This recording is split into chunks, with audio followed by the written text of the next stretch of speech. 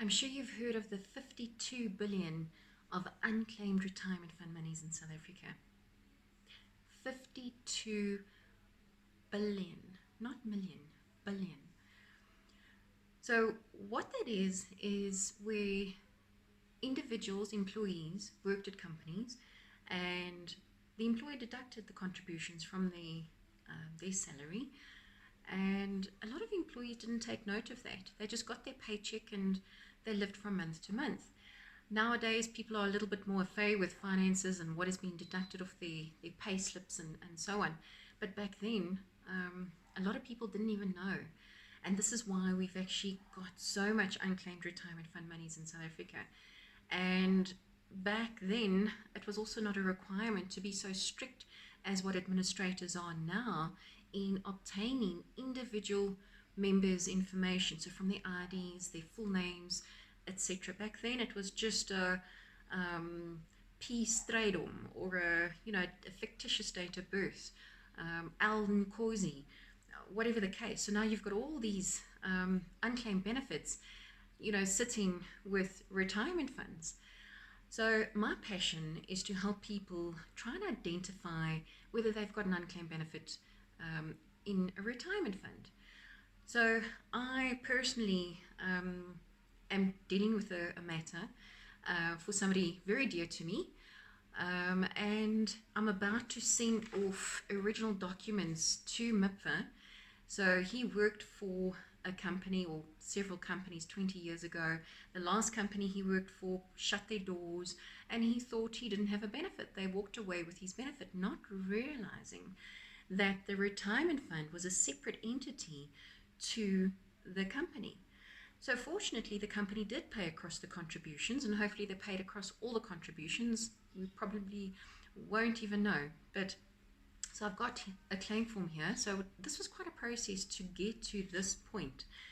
And I will help you through that process. But I thought, let me just start from here. It's sort of a bit of a back step, or in the middle that I've come in here. But I need to start. I need to help other people out there as well, because we can't let 52 billion go into the hands of somebody else when it is the rightful owners are out there.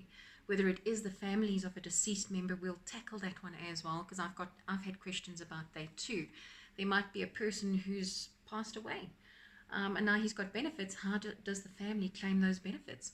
Where does it go to? Because he died after the date of exit and not, whilst in service. So there's a number of things that we need to tackle there. So first things first, claim form. So this individual who so happens to be my husband, and this is why I share a very personal interest in this, and I can help other people as well. Got his claim form from MIPFA, his ID, certified copy of ID. So every single retirement fund administrator will have very similar requirements. But yeah, I'm going through their requirements. So just get their claim forms when you're in contact with them. But as I said, we come in the middle of all of this. I will show you step by step as to what to do, where to search for your benefits, who to contact, what to ask, because for me it felt like a big black hole. I was helping my husband who did not know, and he always had to be there. You phone and you deal with people who are just not helpful. So let's continue. So certified copies of IDs. I've just made a color copy just so that they could see it a little bit more clearer. We had the bank complete a payment form with the bank stamp, proof of account details as well, so we've got that stamped by the bank too. We've got a certificate of service which could not be completed because his employer or the last two employers are non-existent 20 years later, so we've had to set up an affidavit that actually states as such, got that signed, to say that the company's doors are closed. We can't get them to sign what you want them to sign. So there has to be concessions to help members get their money. Because at the end of the day, this is my husband's benefit, and he knows he contributed to these funds. Please make it easy for him to claim his benefits. Anyway, so we've got a sworn affidavit, also indicating that he was retrenched from his last employer. And the reason for this is because on retrenchment, there is the 500,000 tax-free, just like retirement funding. So he's exiting the fund now, even though it's 20 years later. The tax accrual date is now, not back then.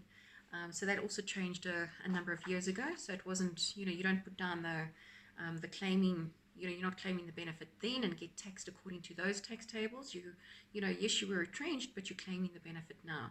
So they need to apply the current tax tables. So when MIPFA applies for a tax directive at SARS, they need to put down retrenchment and follow that whole process.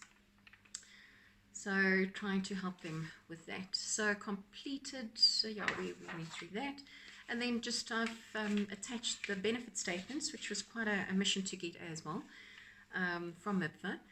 So because it's a defined benefit fund calculated by years of service, fund salary, or the fund salary, etc., the actuaries had to go and calculate the benefits. So I do have queries about the benefits or the amount of the benefit that they kept on providing, because it kept on changing.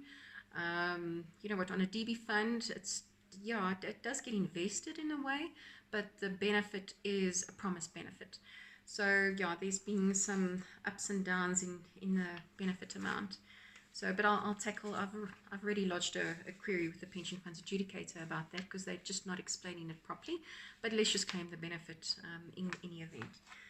And then I have a proof of address, just in case. So I've tried to give them as much information as possible.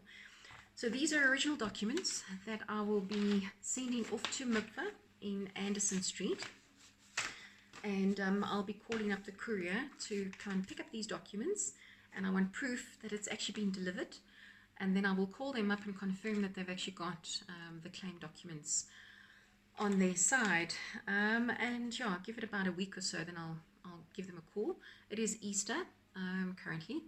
So, you sort of have to take that into account as well, but things still have to continue.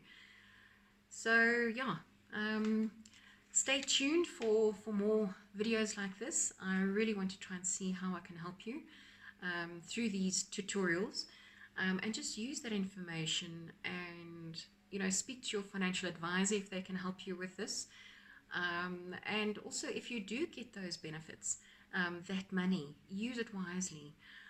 So we've already got a plan in place for the money that comes through. It's money that he didn't know about, my husband didn't know about. So use it wisely.